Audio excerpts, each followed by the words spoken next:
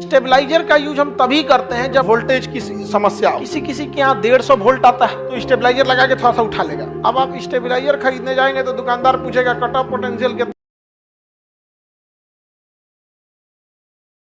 House या home appliances हैं, जितने भी घर की चीजें चलती हैं वो 220 वोल्ट पे चलती हैं। कितने वोल्ट पे? 220 वोल्ट पे ये सारी चीजें चलती हैं। समझ में आएगी नहीं आ गया? कितने वोल्ट पे बाबू? 220 वोल्ट पे ये सारी चीजें चलती हैं। लेकिन स्टेबलाइजर का यूज हम तभी करते हैं जब हमारे मोहल्ले या हमारे शहर में वोल्टेज की समस्या हो। समझ में आएगी नहीं आ गया? वोल्टेज की क्या हो? समस्या हो। अब इस वोल्टेज की समस्या हो तो किसी किसी के यहाँ 150 वोल्ट आता है, जैसे किसी के यहाँ कितना है 200 वोल्ट आया तो स्टेबलाइजर लगा के थोड़ा सा उठा लेगा। 180 आया वो और दिक्कत है, 150 आया और दिक्कत है, यहाँ पे 100 आया तो और दिक्कत है, 40 वोल्ट आया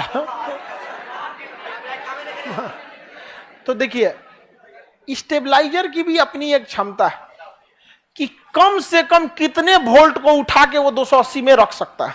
220, क्योंकि हमें चाहिए कितना? 220। स्टेबलाइजर इसको भी बना सकता है 220, इसे भी बना सकता है, इसको भी बना सकता है, 100 को भी बना सकता है, 40 को ना बना पाएगा।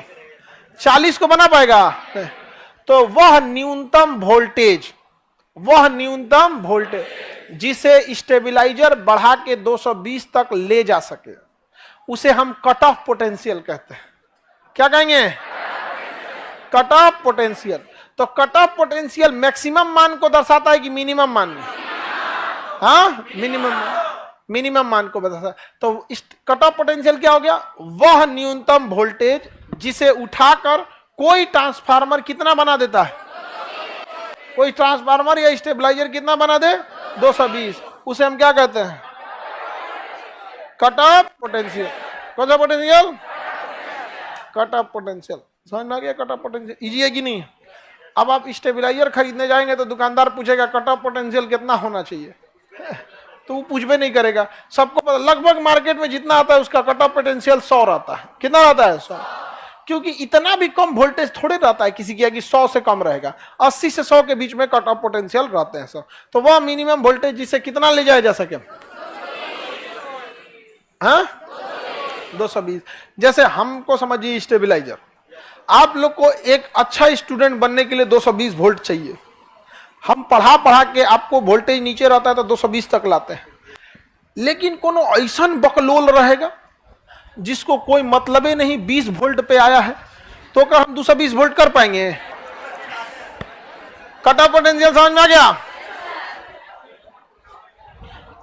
अब आप ही बताओ, आप में से जितने लड़के हैं सबका वोल्ट मतलब एक जो लेवल पे होना चाहिए, सब तो उस लेवल पे नहीं रहते हैं, तभी तो आप पढ़ने आए हैं। तो आपका एक लेवल भी रहना चाहिए जहां हमारा कट ऑफ पोटेंशियल रहे कि हम उतना दूर से उठा सके। यहां पे अकलेल बकलेल कोनो चलाता है जिसका मतलब देखिए आपका एक लेवल रहना चाहिए ना, जिसके कुछ भी नहीं पता रहेगा तो कहां से चलाएंगे यहाँ पे? समझ में आ गया कि नहीं आ गया? अब आपसे कोई पूछे कि दाब का नियम किसने दिया था तो पास्कल अगर नहीं पता है आप गैलीलियो तक जाइए समझ में आता है। अब बोल दीजिएगा हुमायूं दिया था तो नहीं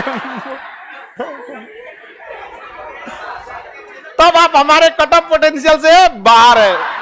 कट ऑफ पोटेंशियल से क्या है? बाहर। आप लोग को मेहनत करके केवल कहां पहुंचना है? मेरे कट ऑफ पोटेंशियल तक।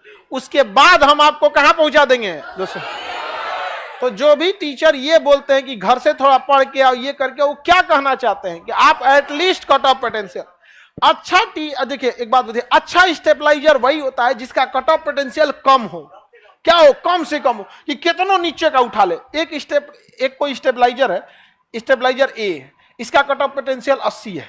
स्टेबलाइजर बी इसका 65 है। स्टेबलाइजर सी 110 है। सबसे अच्छा इसमें कौन सा है?